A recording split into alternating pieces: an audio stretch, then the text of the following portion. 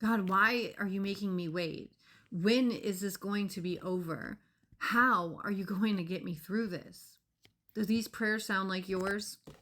So, if we're going to be completely honest, when it comes to these questions that we get obsessed with or we're in a cycle with, it actually stems from three things: worry, complaining, and whining.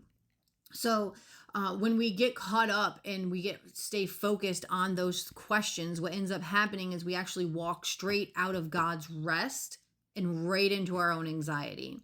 That makes me want to talk about rest, what it means to wait in God's rest. So resting in his grace doesn't mean you just freeze, right? You don't just put your life on hold and become totally passive. Resting isn't being completely still.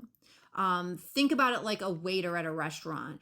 The waiter's not going to just go in the back and fall asleep, right? They're going to be actively serving, attentive, alert, and waiting to see what is needed next.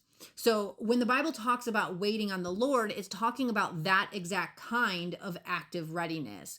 While you are waiting, God isn't ignoring you. See, he is actively working inside of you, developing your character and preparing you for what's ahead. But the legalistic mindset, well, it wants to distort your waiting period and make you think that you have to strive or check off a list of human efforts or panic to make things happen.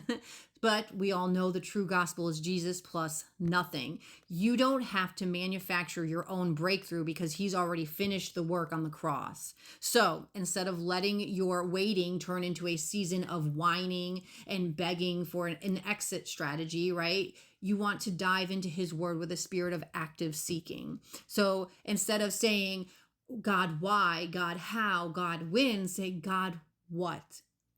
You can drop the worry and you can say, okay, God, I am right here. What do you want to show me today? What are we doing next? What is the very next step that you have for me? See, you are resting perfectly in his finished work, knowing your security is completely locked in, but you are actively moving your feet as the Holy Spirit guides you. You aren't striving to earn a thing. You are simply eagerly waiting on him to lead the way. Isn't that wonderful? So stop stressing over the timeline. Stop whining and start serving right where your feet are planted today. And remember, I believe in you, but most importantly, God believes in you.